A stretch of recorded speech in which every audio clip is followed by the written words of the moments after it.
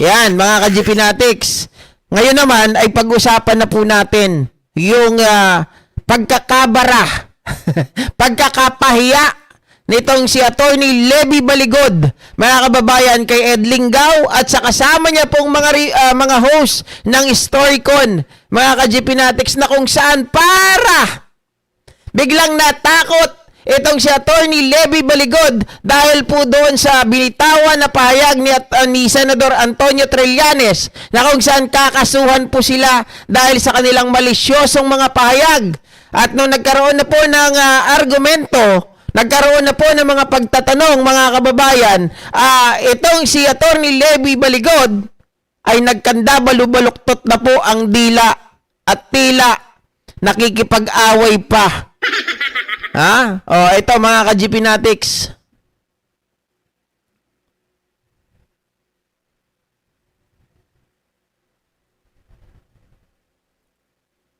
There was also an assertion on the part of the affidavit signed by these gentlemen and also by from your end to the effect that $2 million were turned over to Senator Trillanes for the use of the ICC investigators in the country.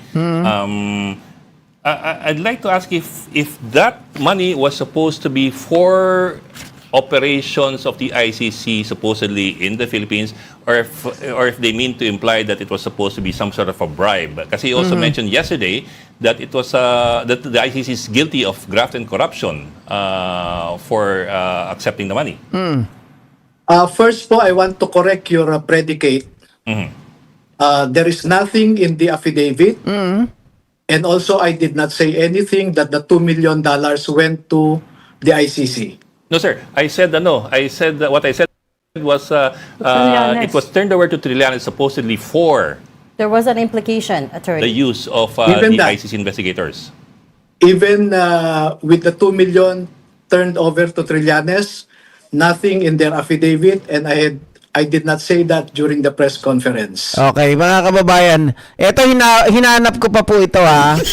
So sabi po ni Ed Linggau ay may sinabi kayo doon na 2 million ibinigay kay Trillanes para gamitin na bribe para sa ICC, mga kababayan. Sabi niya, I did not say that. Daw yun. Hindi niya rin sinabi sa press con, mga kababayan. Tingnan natin kung gaano po kasinungaling etong si Attorney Levy Baligod, mga kababayan. Tingnan natin yung mismong video na kung saan po ay sinabi niya yon. Okay, so pakinggan natin ito. Ito po ay dinownload ko mismo doon sa video, mga ka-GPnatics.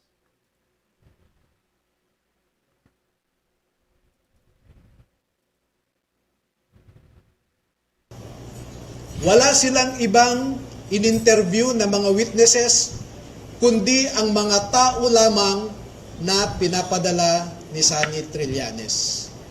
At ibinigay kay Sunny Trillanes ang pondo para sa pag-asikaso sa mga ICC investigators na ito. Okay, ibinigay daw kay Trillanes ang pondo, mga kababayan, para sa pag-asikaso ng mga witness na ito. Sabi niya kanina, teka lang, I want to correct your predicate. Sabi niya kay Ed Linggau, mga kababayan, not in affidavit, I did not even say it from the press con that we had. Sabi niya ganon, mga ka-GPnatics. Talagang pa siya, makikipag-away pa siya dito. Makikipagtalo talaga siya. Pero buuin ko muna yung video, ha. Kaya naman po, lahat ng sasakyan na ginamit, lahat ng hotel accommodations ay sinagot ni Saldico at saka ni Sunny Trillanes. Napansin din po nila na lahat ng mga pag-interview ng ICC investigators ay sa mga pribadong lugar. Wala man lang government office. At makikita po ninyo ang madalas na pag-deliver nila ng mali-maleta at minsan mga paper bags naman na mga pera patungo sa mga nag-aalaga sa ICC investigators. Okay, maliwanag mga kababayan. Si Trillanes daw ang pinigyan ng pera, ng pondo para asikasuhin ang mga biktima ng EJK para sa witness ng ICC. So balikan natin yung historicon mga kababayan kung paano po sila nagpang-abot sa kanila pong balitaktakan. But sir, I remember specifically you said you actually accused the ICC investigators of graft and corruption because of that money. No. Yes, sir. That's not We can review the sir. Yes, yes. It's We can your live is review your live yes, is still on Facebook. Yes, Sir Ed Lingao, you can go over the press con and you will be cleared na ang sinabi ko may mga ibinigay ko Ito, nagpapalusot siya. Pero, sa pagpapalusot niya, mga kababayan, umamin din siya. kay Sunny Trillanes na pera. Mhm. I think, kung hindi ako nagkakamali, 2 beses sa kanyang opisina sa Quezon City. At kada linggo, tuwing nagmi-meeting sila sa Unit 8 or 9 na Polo Club Townhouse sa Makati, ay may dala na siyang bitbit.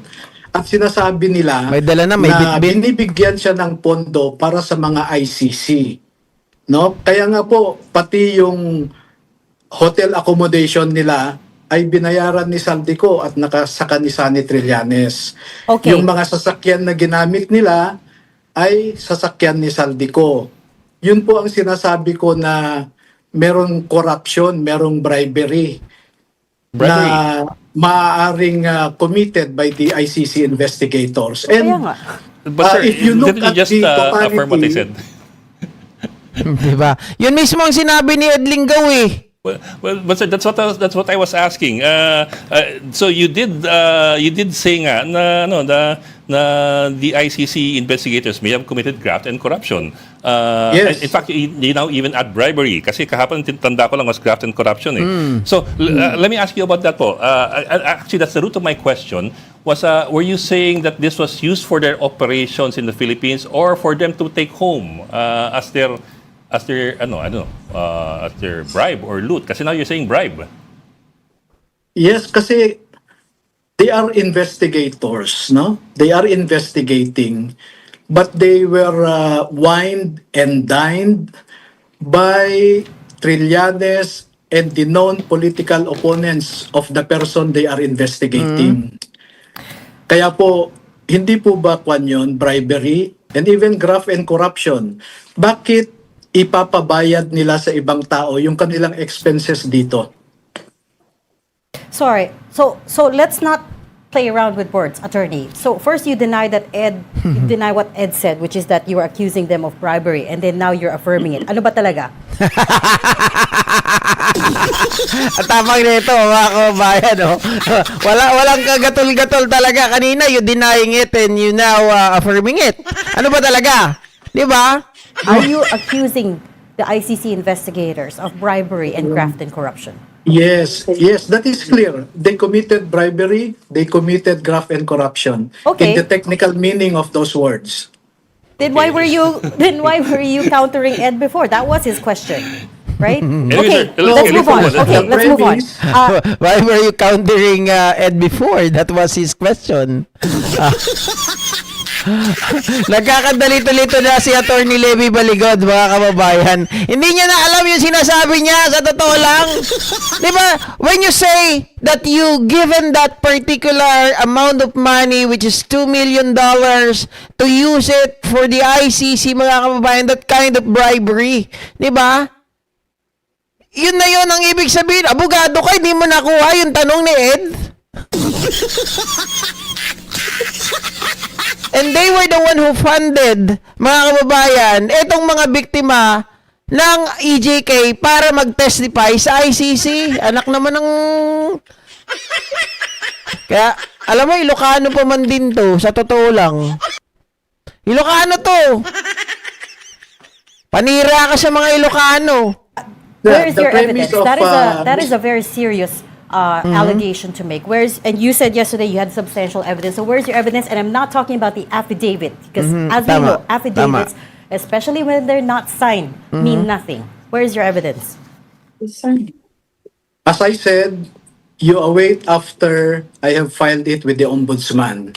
And going back to the premise, as I said, I want to correct the factual premise of what Mr. Ed Lingao said a while ago that the $2 million were given to the ICC. Wala po yan sa affidavit. Wala naman sinabi si Ed Lingao na binigay niya sa ICC yung 2M. He was asking that you said, mga kababayan, it was Antonio Trillanes, mga kababayan, ay binigyan daw di umano ng $2 million to fund the witnesses of the ICC. Yun ang sinasabi. Anak ng baka naman tong abogado na to. So, linawin lang natin. Sir, Meron but po you bang also dinala yung mga mentioned the ICC? 56 million pesos, if I recall correctly, you mentioned dalawang maleta with 56 million pesos each converted Yes. to $2 million that were Yes. turned over to Trillanes for the use of the Trillanes. ICC investigators. Hindi po. Did I hear you right But, that yesterday? You are basing your comment on what you claim as having publicized in social media. Di po ba? Na unsigned yan? Sir, the 56 million was something I heard from you yesterday, and the two maletas, and converted Opo. to $2 million. Ito po yung sinabi ko exactly, no? Before December of 2023. Yes, sir. That's the one. Okay? Ay nagpapalit ang mga tao ni Zaldico ng 112 million equivalent to $2 million. At ang sinabi ni Mark Tiksay at saka ni Paul Estrada, pinaghahandaan nila ang pagdating ng mga foreigners. Wala Okay, po Nakarating po ba sa foreigner yon? Nakarating Ano po? po ba sa foreigner? Nakarating po ba sa foreigner yung pera na yon? Or kahit directly or indirectly?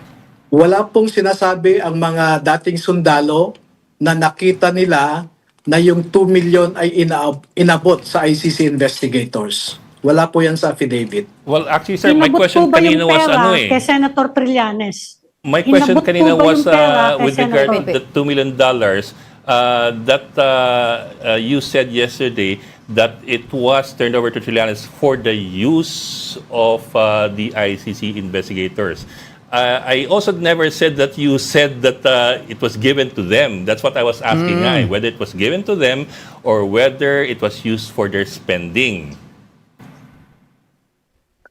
That's why po, I wanted to clarify a while ago your factual premise.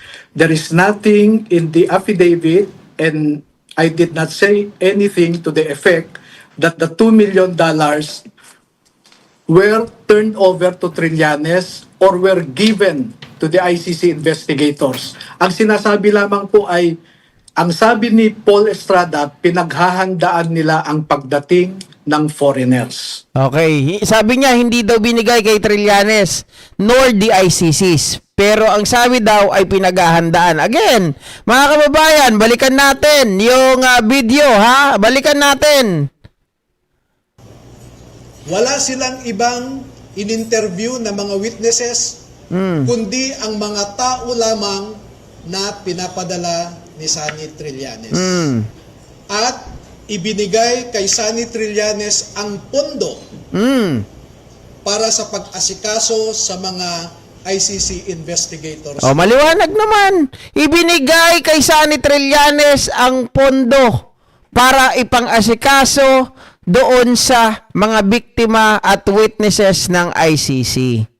'Di ba? Tapos dito sinasabi niya, i-correct natin yung premise mo, i-correct natin yung narrative mo. Sabi niya ganun. Wala naman sinabi doon sa pidabit, wala din akong sinabi sa press con na ibinigay yung $2 million kay Trillanes. Ang sinasabi lang nila ng mga tao ay pinaghahandaan yung pagdating ng mga foreigners ng ICC, mga kababayan. Kayo na ang magano, kayo na po bahala na magkumpara. Sino ang nagsasabi ng totoo? Si Attorney Levy Baligod versus Attorney Levy Baligod.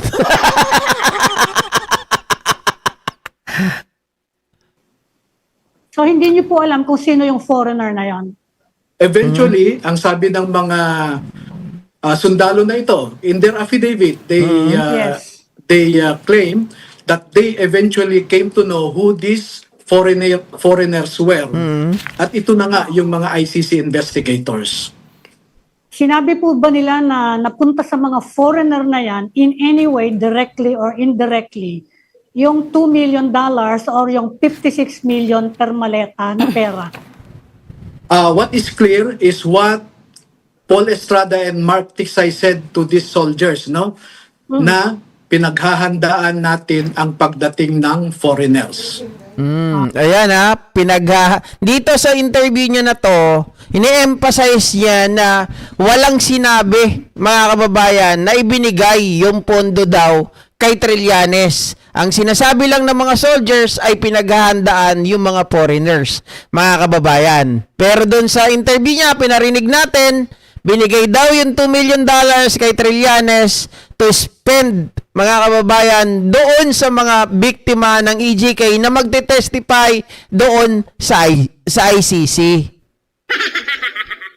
Na sabi ni Ma'am Mangibabay na atoy nga attorney. Basag eh. Okay. So hanggang dun so lang walang po direct ang alam nyo, statement sir. na ibinigay. Sorry. So hanggang dun lang po ang alam nyo, sir. Wala po nakakita that this money was in fact handed over, or nobody has evidence at this point that the money was given to these so-called foreigners. Tama? Yeah, that's Okay. correct. Doesn't that just collapse your whole argument?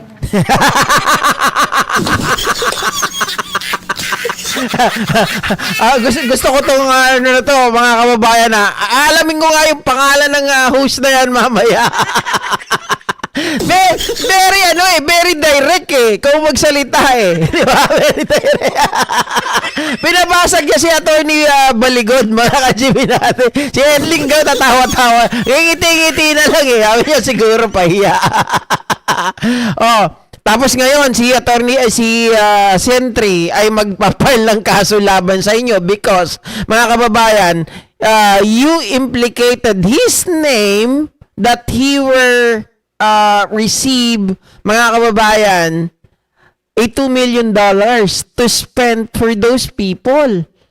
Oh, paano na yan? Ngayon dinideny mo na hindi mo sinabi, na hindi ko sinabi na tumanggap si Trillanes. Patay kayo diyan. May video. Alalahanin niyo Attorney Levy Baligod. Kaya si Digong ay dinidinig yung confirmation of charges ngayon. Kaya nagkaroon ng mga co-perpetrators dahil yan doon sa mga video that really came from their mouth. Diba? Yung mga video na nanggaling mismo sa kanila, na nagpahamak sa kanila, lalo kay Digong Duterte, it was exactly the same na pwedeng gamitin sa'yo ni Sentry Trillanes para gamitin ito laban sa'yo. Ha?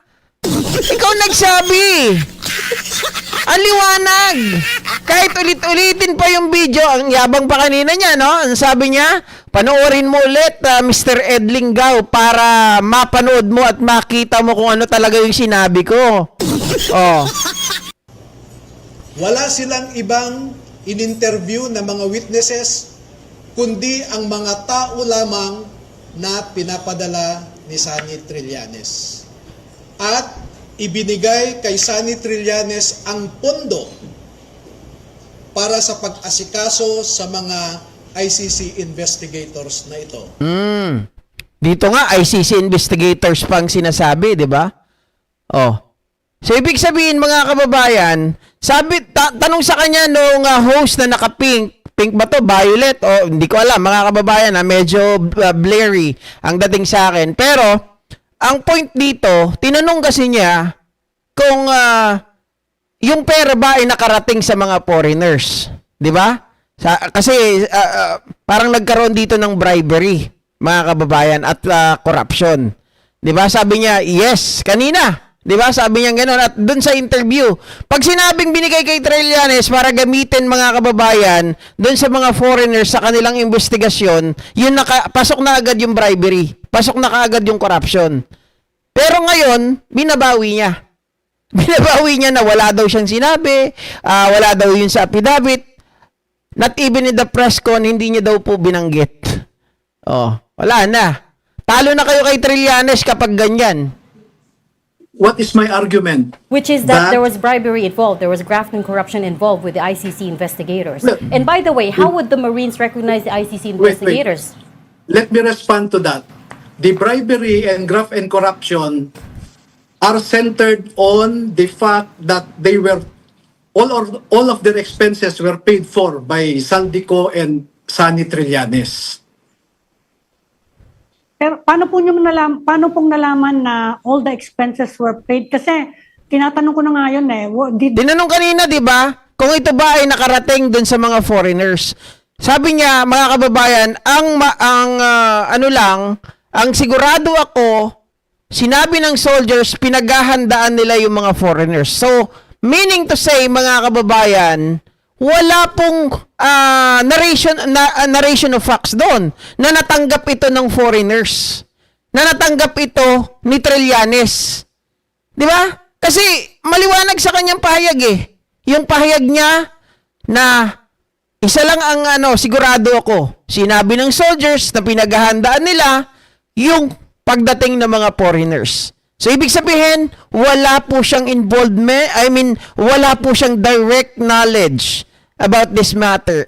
All are hearsay. Diba? Ayan binabara siya nung babae sa baba. Yan ang tinatanong ko kanina, sabi niya. The foreigners, in this case, the ICC investigators, at tinatanong ko nga kung merong statement or evidence na they were, yung part of that money went to them directly or indirectly for their expenses nung nasa Pilipinas sila. Ito po ang ginamit nilang mga kung saan sila tumira dito sa Pilipinas. Accommodations, okay? Yung mga condominium units ni Saldico, sa Raffles, sa Citadines, yung mga hotel accommodations nila sa Seda, sa iba't ibang hotels dito, hindi ko maalala yung iba, sa Diamond, etc., ay pinabayad ni Saldico kay Mark Tiksay at saka si Paul Estrada. At merong inuutusan din si Sani Trillanes na tao niya. Nakabanggit doon sa affidavit nila kung sino yung inuutusan ni Sani na magbayad ng mga hotel accommodations. Kasi pabalik-balik po sila dito sa Pilipinas 2024 to 2025. Hindi lang iba-iba, yun po ang sinasabi ko. Yung accommodation nila, yung food nila, yung sasakyan na ginamit, hindi nila ibinigay ni Saldico at saka ni Sani Trillanes. Paano pong nalaman na ICC investigator, yung mga foreigner? Exactly. How would they Yung recognize them? Yung mga sundalo po ay kasama nila Sila yung nag-provide ng security every day. Nandoon din sila sa kung nasaan ang mga foreigners na ito. At na-confirm nga nila eventually na taga-ICC ang mga ito dahil kasama sila noong pumunta sila sa National Bilibid Prisons, sila ang nag-secure sa mga foreigners na ito. Pag pumupunta sila sa Midas Hotel, nakikita rin nila yung mga ini-interview na mga supposed witnesses ng mga ito. DDS to guys, DDS tong abogado na to. Merong picture na magkakasama sila ni Duterte at ni Kibuloy. At ito din ay tumakbo nung nakaraang eleksyon, natalo ito, mga ka-GP. Baka naghahanap din ng pera. At sabi ko nga, I don't... yung si Chantal Daniels na team leader ng ICC investigators ay kilala na nila kasi escort nga sila And they were able to take her picture and confirm na doon sa isang TV screen grab na nilagay nila dyan, among others, ay maliwanag na si Chantal Daniel yon. How could these so-called investigators have had military and Marines protection when in 2024 hindi pa po nagko-cooperate ang government sa ICC? In fact, President Marcos made it very clear several times then that the government was not cooperating. So are you saying that he was lying about it?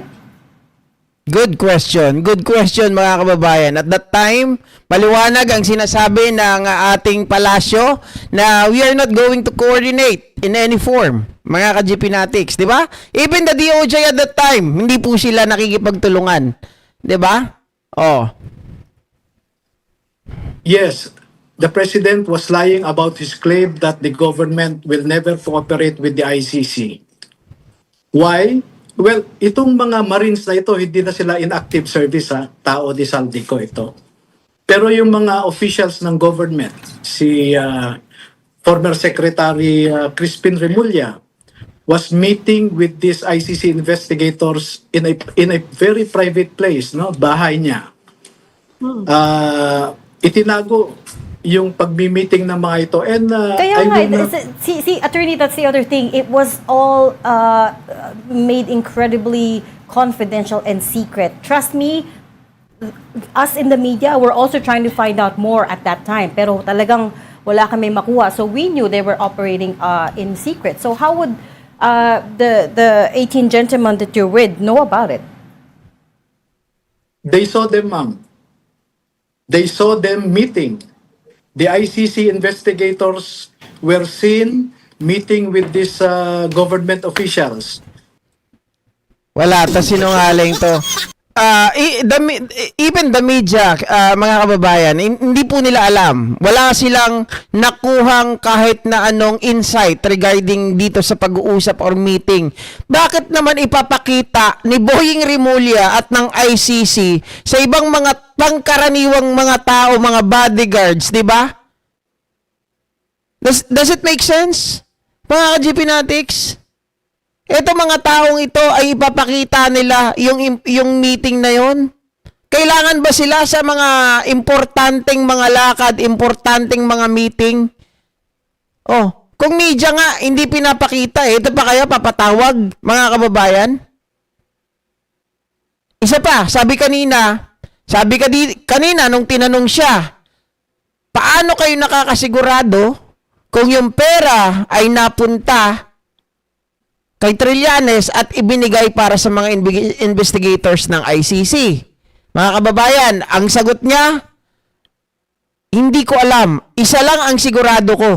Ang sigurado ko, ang sabi ng soldiers, ay sila ay naghahanda para sa mga foreigners. Tapos biglang-bigla, mga ka-GPnatics, alam ko kasi, yung mga soldiers, kasama sila. Habang nag-iikot, kahit nung nagpunta sila sa Bilibid, doon ba malalaman mo na ang gumastos doon si Saldico? Ang gumastos doon si Trillanes? Sige nga. Mga kababayan, those are all assumption. Hindi yun facts. Si Speaker Martin Romualdez, si former Police Chief Nick Torre, former DOJ Secretary Martin Remulla, Sunny Trillanes. No? Sir, if you don't mind, I'd like to go back to my original question. I'd like to find a way for us to get an answer here. If I get you correctly, your clarification, as you call it, is that yung $2 million na kinonvert from the 56 plus 56 ay paghahanda para sa pagdating ng mga foreigners who turned out to be the ICC people. My question to you from the very start was this money supposed to be used for the operations of the investigation of the ICC here, or was it supposed to be used as a bribe for the ICC investigators? If you recall, that was my original question. So, ayun po. I'll go back to that, and I'd like to follow up from there. Ano po, which one was it? Yeah, there is no categorical statement from the former soldiers that the $2 million went either to Sunny Trillanes or the ICC investigators. What they merely stated is that Paul Estrada confided with them that they are preparing for the arrival of the foreigners. Okay, inulit na naman niya, mga kababayan. Walang confirmation na punta kay Trillanes, mga kababayan, yung halagang 56 million or converted to $2 million. Okay? Maliwanag. Pero pinarinig ko sa inyo, it was him who told, mga kababayan, doon sa press conference, pinagyayabang niya pa na si Trillanes ang kumubra ng 2 million pesos, $2 million para ipanggastos, mga kababayan, doon sa mga ICC investigators. So, sa pool na naman siya dito kay Ed Linggaw. That is why nagpapapalit sila sa dolyar amounting to $2 million. I ask that kasi it's not just a bit, it's quite complicated to convert 56 times 2 million pesos to $2 million. A huge amount of dollars yan. It's not easily done, and I'm wondering if there's a paper trail there. And number two, if it's for operations here, in preparation for the arrival, why convert to dollars when you're in the Philippines where they're supposed to be investigating, when they'd be spending in pesos? Isn't that a very roundabout way of going about it and needlessly complicated? Exactly. Tama, mga kababayan. Dito sila mag-iimbestiga. Dito nila gagamitin yung pera. Bakit yung pera na peso, i-convert mo pa sa dollars? 'Di ba? It should be, mga kababayan, kung meron kang dollars, it should be converted to peso. Or, it could be the same currency. It should be the Philippine currency. Kasi nga, no need to, hindi mo na kailangan ipapalit. Kasi dito sila mag-ooperate. Dito sila magkakaroon ng investigasyon. So, what's the point of changing it, mga kababayan, from Philippine currency to dollars? 'Di ba? Hindi talaga accurate yung sinasabi ni Attorney Baligod. Not unless you're implying that it was money that they were supposed to bring out. I cannot speculate on that, Mr. Ed. No, sorry. So I cannot make any speculation as to why. But Ayaw na sumagot. Basag na mga kababayan, ngayon lang siguro nag-process sa utak niya. Oo nga no. Oo nga no. didn't you wonder why the story goes like that? Wasn't there any question in your mind? I mean, 56 plus 56, 112 million pesos convert to dollars. Parang hirap gawin Tapos from there, saan mo gagamitin dito sa Pilipinas? I mean, I'm sure that struck your mind. Oo nga, mga kababayan, kung 56 million yun, i-convert natin sa dollars, mahirap nga no. At saka hindi basta-basta magpapapalit ng ganung kahalaga. Diba? Hindi ka basta-basta makakapagpalit ng ganun kalaking milyones into dollars, mga kababayan. Pero yung conversion, 56 million na yun 56 million. Kung gagawin mong dollar siya, teka lang kung tama ako ng mukhang, teka lang, meron nata akong makikita dito $2 million. Diba? $2 million. Kung gagawin nating peso ito, mga kababayan, so times 58. Oh. Di ba? Ito yung tinatanong ni Ed Linggaw. So, kung 56 million yon, mga kababayan, kinonvert daw at naging $2 million, mga ka-GPnatics, tandaan nyo 56 million daw yung nasa loob ng maleta. Lahat daw yun pinapalit. Kinonvert daw para maging $2 million. Mga ka-GPnatics, tayo ay magko-convert from peso to dollars. Okay? So, 56 million, mga ka-GPnatics, ita-times mo sa 58. So, ang kalalabasan niya, 56 million. Sa peso natin ha, pera natin. 56 million. Iko-convert mo yan ngayon into dollars. So magkano yan? Mga kababayan. Oh, kuha tayo ng ano rito para mas madali. Calcu.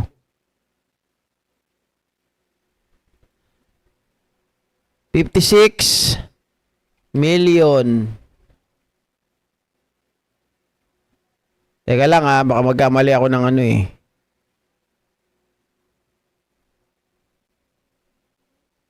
$56 million to dollars.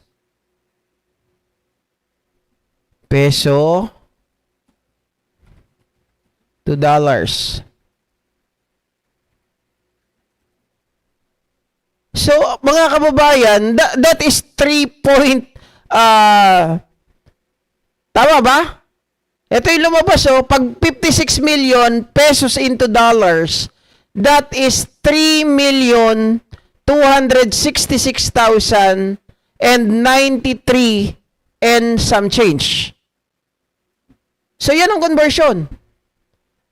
Yung kanilang computation, 56 million ko convert natin, kulang. $2 million lang daw eh. Diba? Kung pagbalik ta rin natin, $2 million times 58, mga kababayan, magiging 116. At, tama ba? Wait. $2 million.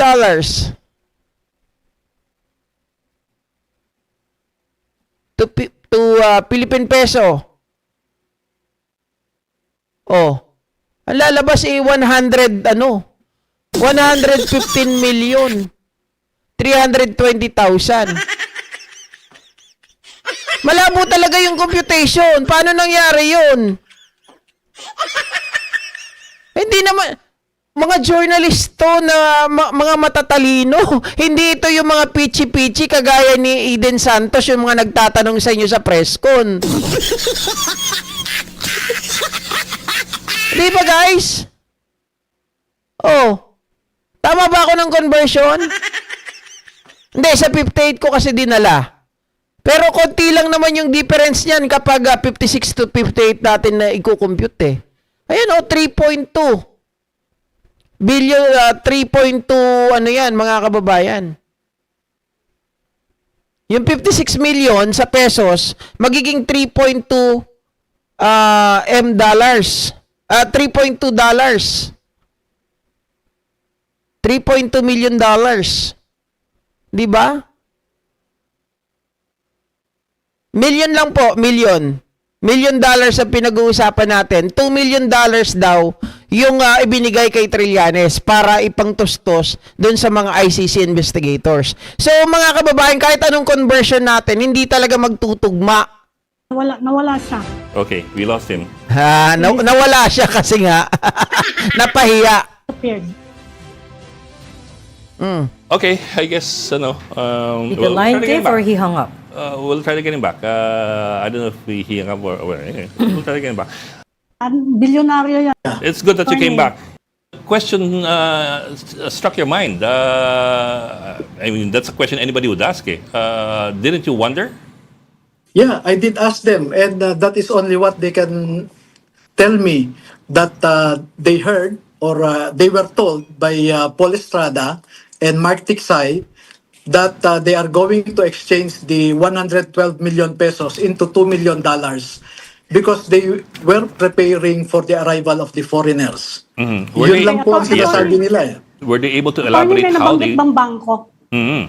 Attorney, may nabanggit bang bangko kung saan nag-change? Kasi that's saldi ko eh. Baka Hindi- normal sa kanya. Bilyonaryo yan eh. Baka Hindi po naman bangko normal eh. dun sa bangko niya. Hindi na po magganyan bangko nga. kung saan sila nagpalit. Hindi po Saan bangko. daw? It's a building in Makati. Ayoko na pong sabihin yung pangalan ng building, no? Pero hindi po yun bangko. Hindi bangko. Ano siya? Money changer?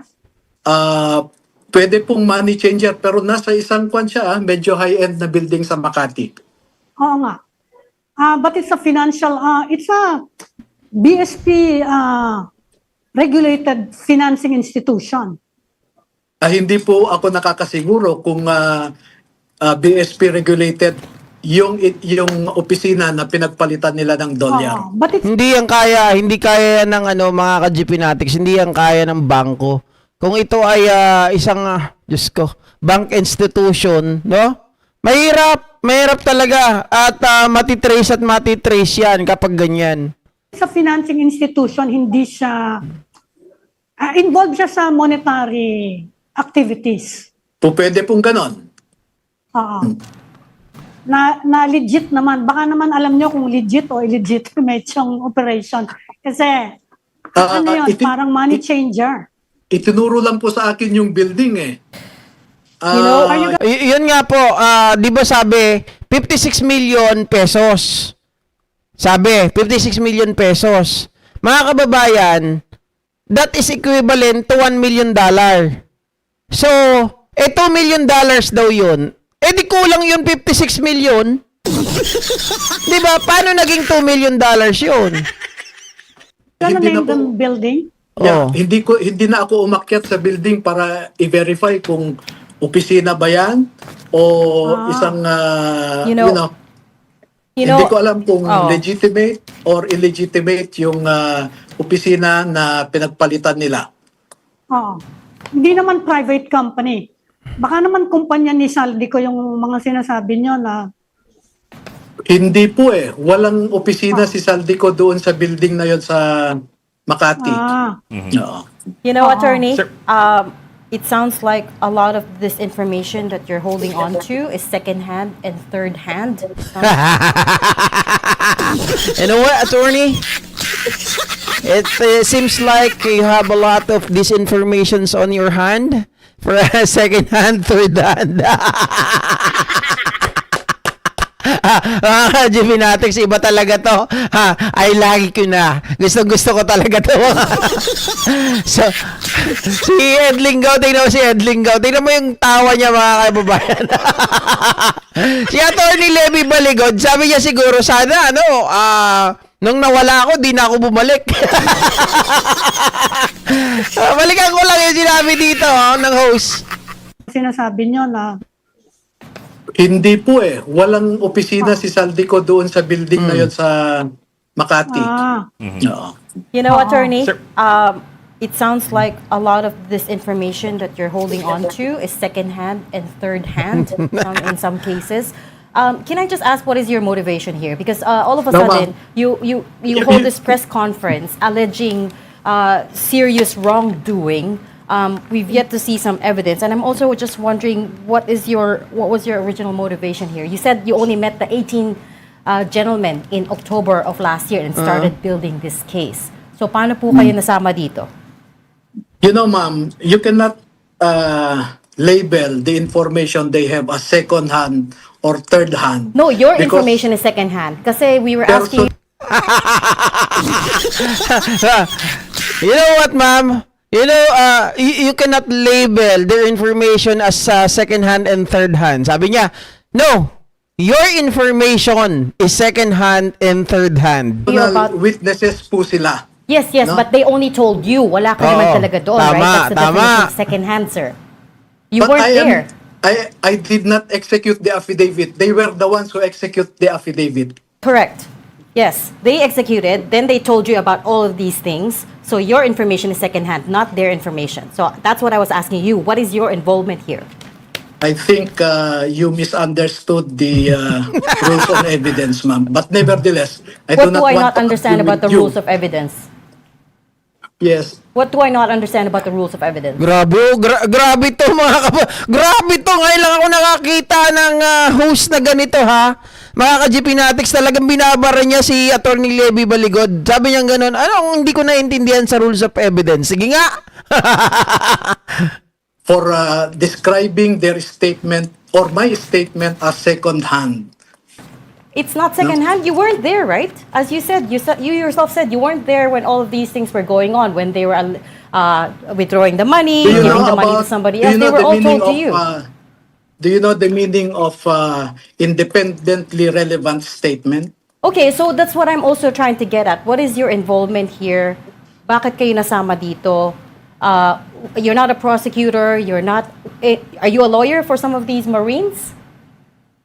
Alam nyo, ma'am, bilang isang Pilipino, meron akong obligasyon na Galit na. mahanap natin ang katotohanan at katarungan dito sa pagnanakaw ng Sir, pera sir. sa kabad ng bayan. Oo. Ang layo naman ng tanong. Ang layo ng sagot sa tanong.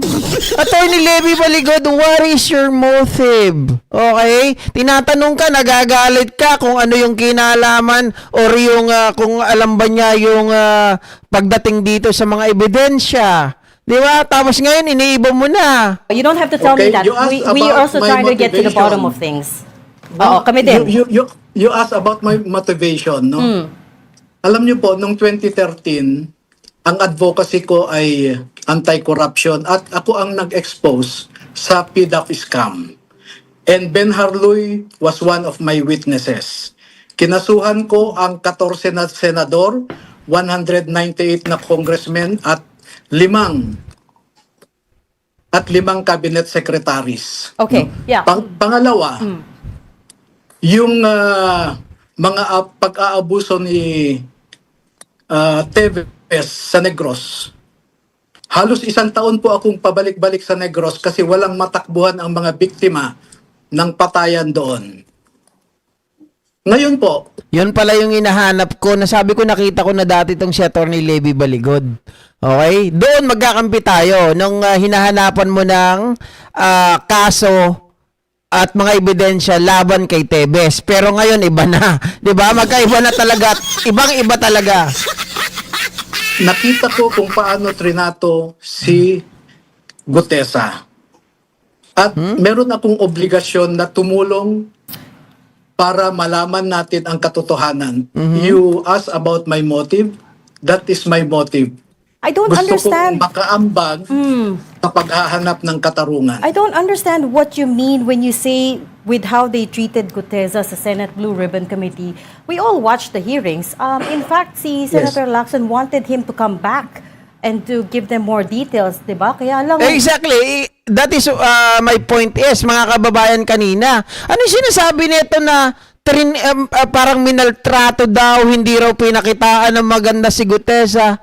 Mga ka-GP natik, siya halos nga nung time na yon na nagsasalita siya with Senator Marcoleta, it appears na parang sa kanila yung entablado, di ba? Mga ka-GP natics, sila lang talaga yung pinakikinggan and nobody, kahit sino, wala pong tao na nag-i-interrupt sa kanilang istorya, di ba? Talagang dire-diretso, binigyan sila ng ample time to discuss things, to read the story of the affidavit or that has been written on the affidavit na tinutulungan pa nga ni Marcoleta. Oh, si Lacson na nagsasabi, mga kababayan, dapat panumpaan niya kung totoo ito. Makipagtulungan siya sa NBI, makipagtulungan sa DOJ, makipagtulungan sa Ombudsman. But, ano nangyari? Nagtago. Siya mismo yung nawala. Oh. He disappeared. So I'm not sure exactly what you mean by how they treated Gutesa and why you're making it sound like he was treated very badly. Okay, number 1, we all witnessed Gutesa taking his oath before the committee. At binasa niya yung statement niya. Ibig sabihin, yung statement niya was made under oath before the Senate Blue Ribbon Committee. Bakit tinututukan yung alleged falsification ng notarization when his oath before the committee was already equivalent to a Okay. notarization? Bakit, attorney? So, ibig sabihin, ang ibig sabihin ba ng nag-oath si Gutesa before the hearing, before the Blue Ribbon Committee is, does that mean na totoo na yung sinasabi niya? Oy, tandaan po natin hindi lahat ng nanunumpa, mga kababayan, sabi nga nila, pasumpa-sumpa ka pa. Diba? Hindi lahat ay nagsasabi po ng katotohanan. Kaya nga, mga ka-GP Natics, eto, nandito na tayo. Okay, sabi mo, hindi pinakikinggan. Under oath naman siya. He oath before the Blue Ribbon Committee. Bakit siya nawala? Mga ka-GP Natics, Paano magpo-prosper? Paano natin magagamit yung kanyang statement kung bigla na lang siya naglaho? 'Di ba? Tandaan po natin si Marcoleta sumumpa din nung panahon po nang mag-submit siya ng kanyang SOSE. Nag-submit siya ng kanyang Certificate of Candidacy pero mali. Nagsinungaling. Authorization, no? Pangalawa, sinasabi mo na nawala si Gutesa dahil hindi na siya nagpakita, pinapahanap Under ni oath. Senator Lacson. Alam niyo po ba kung bakit siya nawala? Was it on his own volition na hindi siya nagpakita? Ang sabi sa nakakontak sa pamilya nila ay itinago siya ng mga merong interest na pagtakpan ng katotohanan. Actually, yun nga, tinatanong ko, attorney, kung nasa na si Orly Gutesa. Sinabi ni Senator Lacson actually na yung sworn statement niya before the Senate Blue Ribbon will stand kasi nga, ayun na nga, sworn statement. Hindi na daw kailangan gamitin yung statement na merong whatever forged notary or whatever, okay na daw yung kanyang sworn statement sa Senado. Sinabi niya yon. So, ngayon, kung ano, ang tanong ko ngayon, since you are forwarding these statements to the Ombudsman, ano exactly yung nature ng ipa-file yung complaint at sino yung fa-filean nyo? Kasi you're saying na dapat hindi pinondohan ni Saldico yung mga operation dito nung sinasabi niyong mga foreigner who turned out to be ICC prosecutor. Sino yung balak niyong filean at ano yung nature ng ipa-file nyo kung sakasakali lang? Well, una, bibigyan po natin ng pagkakataon si Ombudsman Remulla. Yes. Nawawala yung ano niya, signal. We lost the line again. Wala. Apologies for that. Doon sa sinabi niya na nagtanong pa siya, no? Alam mo ba kung anong nangyari kay Gutesa na sinasabi mo nagtago? Mga ka-GPnatics. Yung sa kanya, 'di ba? Sabi niya, ayon sa nalaman ko, mga kababayan, ayon na naman sa nalaman niya na itinago daw to ng mga taong may interest para hindi lumabas ang katotohanan. So, yun ay hindi na naman po, mga kababayan, first hand. Yun na naman ay masasabi natin second hand, third hand. Baka magalit na naman si Atty. Baligod. Babalik yan. And second, clearly to be charged should be the several congressmen and senators who receive money, no? Kasi po, una, as a public official, hindi ka po pwedeng tumanggap ng milyon-milyon na pera. Pangalawa, hindi nila ito dineclare sa SALN nila. Hello? Yes, sir. Yes, sir. We can hear you. Opo, yes, We can hear you. yes. Sorry. We can hear you. Oo. At marami pong violations ito, no? Yung sa Republic Act 3019, Republic Act 6713. Sir, to that point that you're making right now, tama ba? Wala sa The ulan. affidavit? Oh. Nawala ulit. Mine is very... Na yung connection na. Guys, mga kababayan, mga ka-GPnatics, kung gusto nyong panoorin yan, halos nasa kalahati pa lang po tayo, no? Hindi ko na po ipaparinig sa inyo ng buo yan, baka abutin po tayo ng siyam-siyam. Kayo na lang po ang bahalang manood dyan para talagang mapakinggan nyo ng buo, mga ka-GPnatics. Nandyan naman po sa inyong screen, Historicon, ang ano niya po ay Historicon live stream February 25, 2026. Diyan po nasunog si Attorney Levy Baligod. Mga kababayan, marami pa po diyan. Mga hindi niya nagkakandalito-lito na talaga siya ng kanyang mga sinasabi. Siguro sabi niya hindi na ako magpapa-interview sa susunod sa mga tao ito. Di ba? Siguro mga kababayan nagsisi talaga ito. ano bang nakain ko? Nagbibida-bida ako, hindi pala ako ready. Di ba? Iyan yung masasabi natin na kapag ang isang tao, mga kababayan, ay nagsisinungaling, no? Sa cross-examination pa lang, madadali mo na ito eh. Sabi ko nga, merong kalalagyan ito kay Sentry.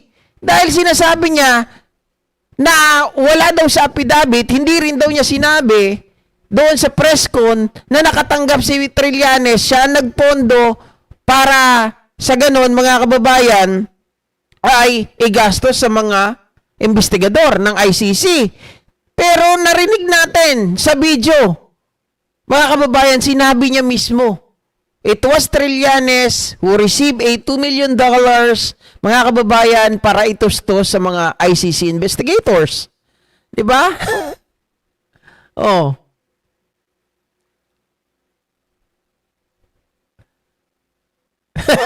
Sabi ni Juanito Roque, nag-iwas laki din nga Bekelen. ang sarap talagang sakalin no. Puro na kasinungalingan Diyos ko, mga kababayan. Yan din topic ni Attorney Libayan. Sabi ni Rodora Lay, o kinanak